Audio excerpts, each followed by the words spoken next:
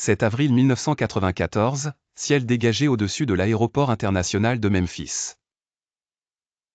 Les conditions sont parfaites pour un vol tranquille, mais le destin a d'autres plans.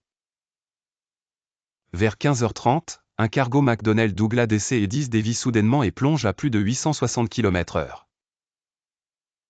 L'avion n'est pas conçu pour ces vitesses extrêmes, mais une urgence extrême se déroule.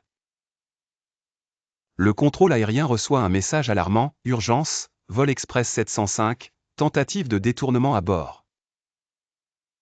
À bord, 4 employés de Federal Express luttent pour leur vie. 3 d'entre eux se défendent désespérément, tandis que le 4e, armé d'un marteau et d'une arbalète, tente de prendre le contrôle. Auburn Callaway, ancien pilote et ingénieur de vol, prépare son plan meurtrier. La veille, il devait assister à une audience disciplinaire, mais il décide d'attaquer le vol lui-même.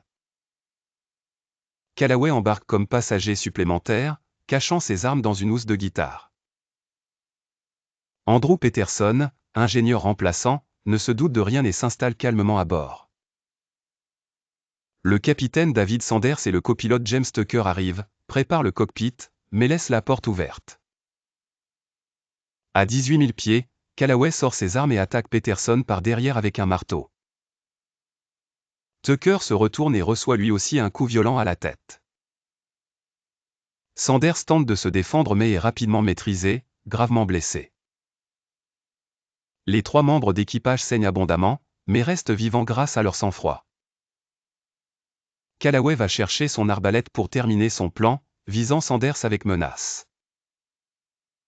Peterson saisit l'arme à temps et Tucker comprend qu'ils peuvent se défendre.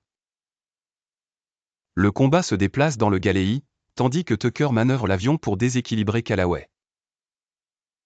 Le DC-10 bascule de 140 degrés, inversant presque l'avion, mais le combat se poursuit avec violence. Peterson et Sanders, affaiblis par le sang, continuent de se battre avec l'adrénaline pour seule force. Callaway frappe encore Sanders, mais Peterson parvient à l'assommer avec un marteau. Tucker stabilise l'avion, qui plonge et tremble à une vitesse jamais atteinte auparavant. Le cockpit est chaotique, mais l'équipage garde le contrôle malgré les blessures graves. Sanders ramène l'avion vers Memphis, ignorant les systèmes d'alerte pour éviter un crash. L'équipe d'intervention d'urgence est prête sur la piste pour accueillir l'avion. Callaway est maîtrisé et placé en menottes dès l'atterrissage.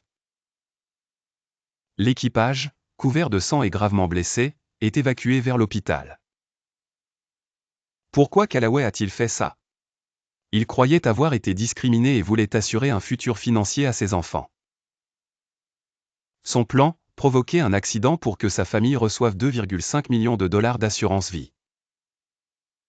Heureusement, grâce au courage de Peterson, Tucker et Sanders, une catastrophe aérienne a été évitée.